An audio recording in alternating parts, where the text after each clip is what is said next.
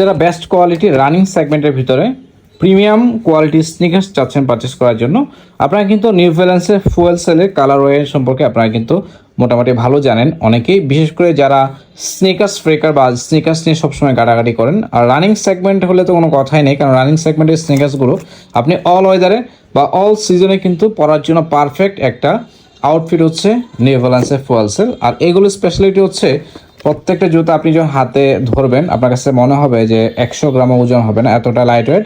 আর carbon fibre use করা আছে, দেখেন কতটা বাউন্সি টাইপের একটা ফিল পাবেন। আপনি জাস্ট হচ্ছে ভিডিও দেখে গেস করতে পারেন। কালার এটা দেখছেন জাস্ট ওয়াও, নিউ ব্যালেন্সের।